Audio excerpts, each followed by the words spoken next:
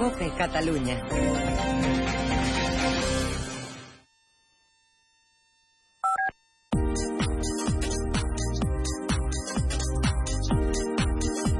Bueno, doncs dèiem abans al començament del programa, l'exsecretari de Seguretat Pública, Joan Delort, es va mostrar ahir molt crític amb la gestió de l'anterior conseller d'Interior, el senyor Jan Saura, i el seu número 2, el senyor Boada. En una entrevista, recordem, als diaris Avui i al diari El Punt, el senyor Delort va dir que els Mossos havien tocat fons durant la legislatura passada.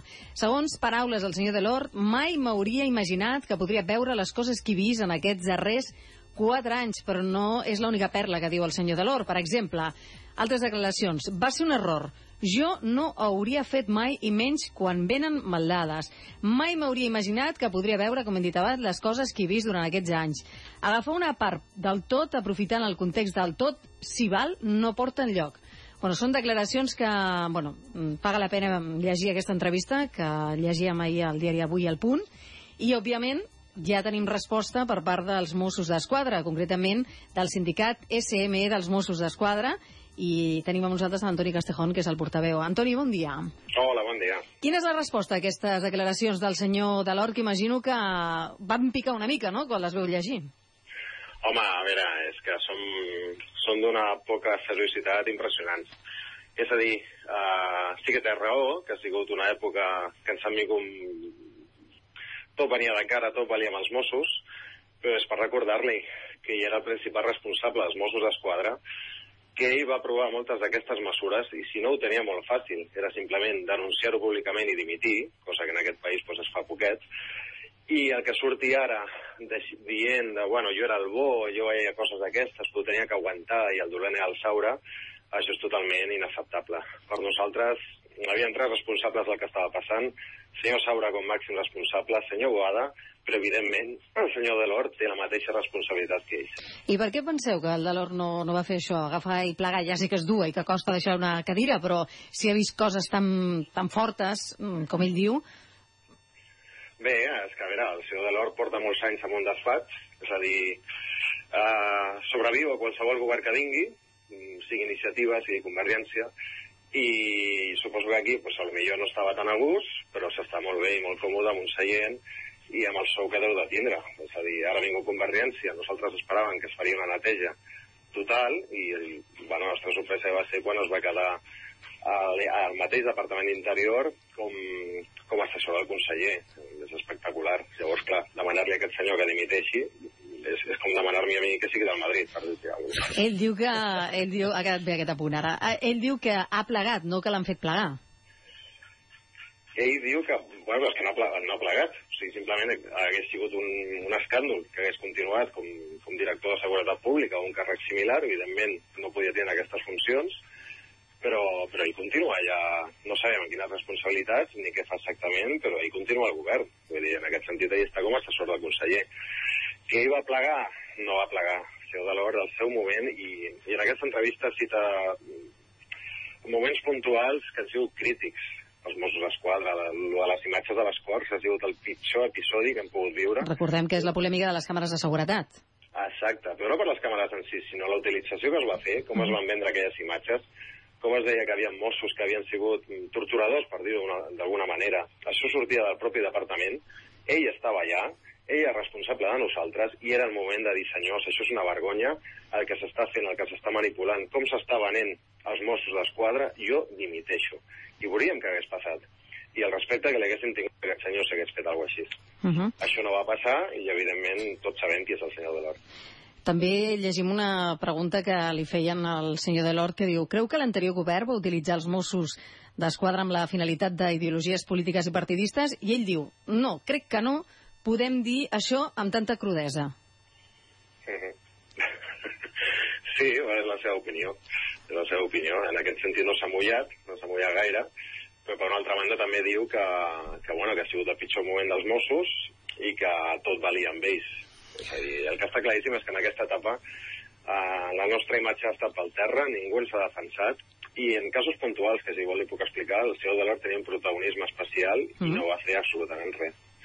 Quins moments, senyor Castejón, concrets? Miri, li puc explicar un. A nivell dels antiavalots, que han tingut tanta repercussió mediàtica en aquests darrers 4 anys, amb les càrregues amb els estudiants, o amb els fets de les càrregues amb celebracions de Barcelona, ell mateix donava les ordres, a vegades, de les càrregues policials.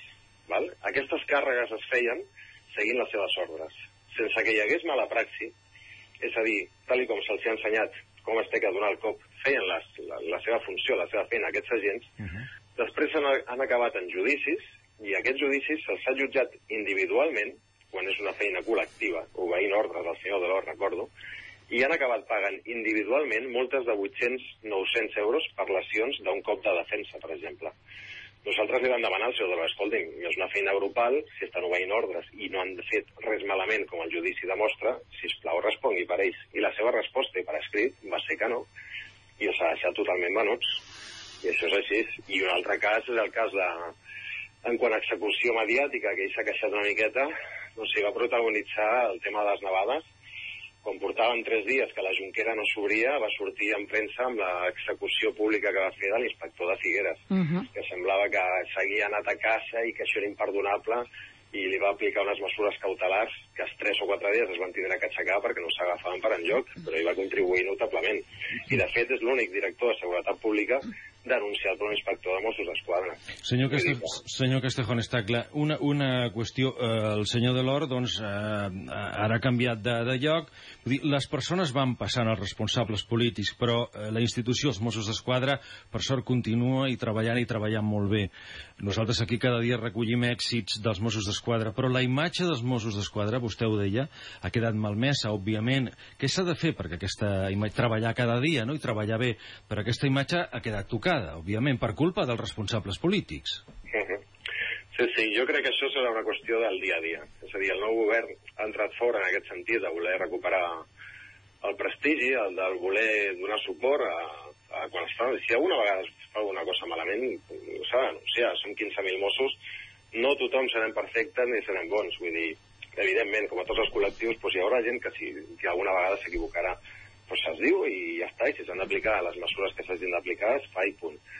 Però el que no pot ser era els 4 anys que hem tingut, en què absolutament tot valia. I sobretot és que des del propi Departament d'Interior es filtraven coses o es manipulaven informacions doncs, per deteriorar aquesta imatge. El mal està fet. És a dir, han passat anys d'aquestes imatges i a mi fa poc em venia una dona gran i em deia a la tele ha sortit com donàveu de... Com es trobava un pobre nan en una comissaria, i era perquè repetien aquestes imatges. Explica-li tu a aquesta dona que no, que aquestes imatges són manipulades, que és el que havia passat abans, que hi ha una reducció, el mal està fet. Home, també estaria molt bé, i això ho podríem fer algun dia, parlar sobre les mancances que hi ha de material i un llarg etcètera de coses dins de comissaries, dels Mossos de tràfic i un llarg etcètera. O sigui, només hauries de parlar... Bueno, òbviament estem parlant amb tu que ets mosso, però qualsevol de nosaltres, si tenim l'oportunitat de parlar amb alguna de les persones que hi treballen, jo en soc conscient i conec bastant i molt a prop, i Déu-n'hi-do, Per apretar, córrer, Sí, la veritat és que sí, tenim una sèrie de mancances importants, tenim una demanda que ja portem més d'un any, tot i que era històrica, però bueno, que era la de armilles antibala, i tenim temes enquistats, a part de la manca d'efectius, que des del propi Departament d'Interior es prometia a la gent una sèrie de promeses. Es va fer una carta de serveis de que si vostè va posar una comissaria una denúncia en mitja hora serà pes i tal, i això és que s'ha de fer en los mundos de Bambi. És impossible respondre això. I després et trobaves el propi ciutadà, escolta, que no treballeu o què? Si aquí en mitja hora, si porto 2 hores. Doncs mira, és que som 3 i potser portem 12 hores treballant. Sé què vull dir. Doncs un dia en parlarem i àmpliament li agraeixo moltíssim a Antoni Castejón, el portaveu del sindicat dels Mossos d'Esquadra, que hagi estat amb nosaltres per per donar resposta, que ja ho van fer, a aquestes declaracions fortes del senyor Joan Delort. Li agraïm moltíssim, gràcies, i ja ens quedem amb el... Ja li pregunto el resultat del Barça-Madrid, o del Madrid-Barça, perquè ha donat per sobreentesa que és del Barça, Jo espero un 1-3, com a mínim. Un 1-3, jo m'apunto. Ho apuntem. Gràcies. Adéu-siau. Antoni Castejón, portaveu del sindicat dels Mossos d'Esquadra. Avui, en aquest programa, així són els matins. Estem on ens agrada estar, als matins de la COPE a Catalunya. En la COPE estamos conectados.